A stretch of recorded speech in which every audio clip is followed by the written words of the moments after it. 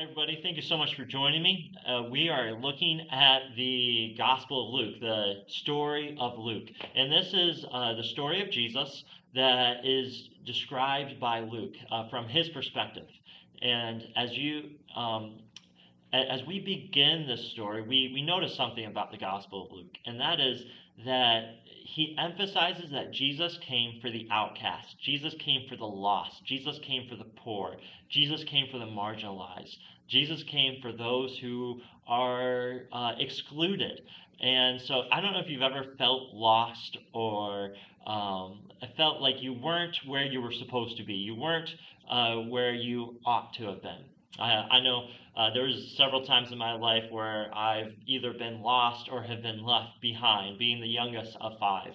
But one of the times was I was at a soccer practice, and so I was probably old enough to be alone without my parents. And there I was at the soccer practice, and that ended, and I went ahead and were waiting for my parents, and weren't around. They didn't show up, and I was like, okay. Um, so I went inside the school while people were kind of leaving, and I was kind of waiting. I went to the bathroom, came out of the school, the doors locked, and no one else was there, and I was all alone. And there I was, and so there was a payphone there in the little entryway. I could access that, but I couldn't get into the rest of the building. So I went ahead and called the operator, which I had never done before. I was super nervous about. Like, I have no money. What am I going to do? And I kind of begged this guy to allow me to call my parents. And he got me to my parents, and they sent my brothers who picked me up and brought me home. And so um, we are lost without God. And in the same way that I felt I wasn't right, I wasn't where I was supposed to be, and I needed to get back to my family. That's how God describes us in our relationship with Him. It says that we have run away and that we have been cast out from His presence. Well, why did this happen? We see in Genesis chapter 1 that God created the world and He created everything good. And at the very pinnacle of His creation, the climax of His creation was when He created man and woman, when He created people. And He created us to be in fellowship with Him. And He created a garden, the Garden of Eden, where we would live with God and be able to talk to Him and get to know Him and experience Him.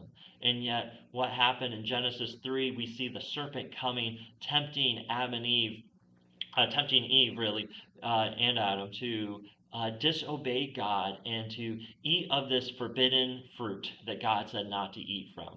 And they take it and they eat it and they cut themselves off from God. They sin against Him. And just like a branch, when it's broken from the tree, uh, it dies, we cut ourselves off and we broke from our life source and we experience death.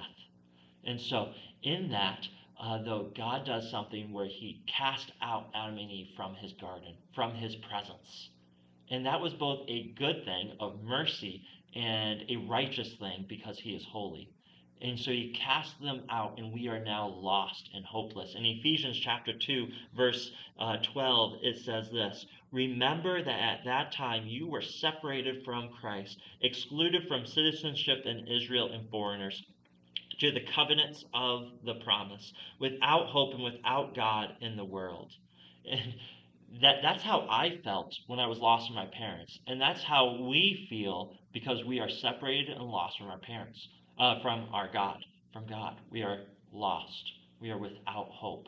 We are excluded. We are foreigners. We're on the outcast.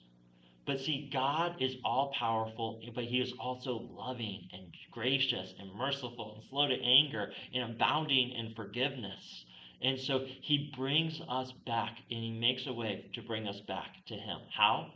Through these things called covenants, through His promises. And we see in the very beginning that He makes a covenant with Eve.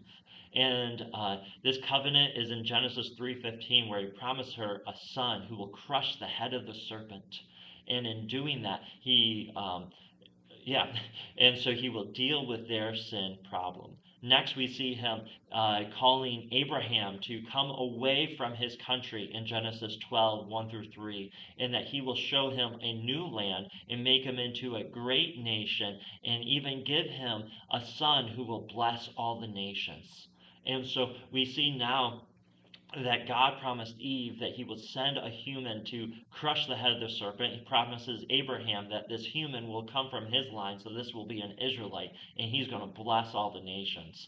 And then we see later on when he speaks to David, King David of Israel, that David desires to build God a house, and God says, no, you're not going to build me a house, but because of this good desire, I will build your house and establish your house forever, and I will give you a son who will reign forever. And so now we know that this is not just a human son who's going to crush the head of a serpent, but this is an Israelite who's going to bless all the nations, but this is also a king who is going to reign and live forever. And then we look into the new covenant in Isaiah 9, and we see that this king is to be one who is God, but also man who is born. He is called the Prince of Peace, the everlasting Father, the wonderful counselor, the mighty God, and yet he is given and born into this world as a king who is going to reign forever in peace and righteousness and bring peace and righteousness to all the world. And then in Ezekiel 36, we see that this God will also send his spirit to give people a new heart, to love and obey him, to cleanse them from their sins and to bring forgiveness to them. And so we see this big promises that God makes to bring people back to himself, to bring people back into relationship by sending someone who is man, but more than man, who is God, but also man, who come down to us. And so when we get to Jesus in Luke chapter 1, we see Luke's reason for writing, and he says, many have written an account, and I'm writing this narrative, the story about Jesus, and I'm doing this to a person named Theophilus. But in chapter 1, verse 4, he gives them the reason why. I'm doing this, why? So that you will have know with confidence that the things you have been taught are true. How confident are you in knowing Jesus Christ? How confident are you in knowing the truth of the gospel? And the Gospel of Luke is written to help you gain confidence in knowing the truth. And so maybe don't know anything about Jesus Christ. Great. As we kind of are on this journey, join us, learn, gain confidence that what Jesus has done, who he is, what he's done, and why he's done it is true. And it is also for you. Maybe you've grown up in church, but you really don't see how Jesus Christ impacts your life. You've heard about him, but you don't really know him personally. And you've never experienced really the impact that he can have on your life. Well, this gospel, this is written for you to gain confidence, to know confidence that is true. Maybe you accepted Jesus Christ as your Savior, and you're trying to live for him, but it's a struggle. And so it's just the doubts coming into you, like, can he really help me in my everyday life? Gain confidence. This is written for you to gain confidence in knowing Jesus Christ, and what he's done is for you and is true. And so as we kind of look at this, we see this great big God who is loving and powerful and mighty and gracious, who makes a way to bring us back to himself. We separate ourselves from him, he's bringing us back. He's bringing the outcast back, and he does it through his son, Jesus Christ. Well, that's what the setup for the Gospel of Luke. Next week, we're going to be looking a little bit more at the first four verses of Luke chapter 1. But I am so glad you've joined us on this journey, and we'll see you next week.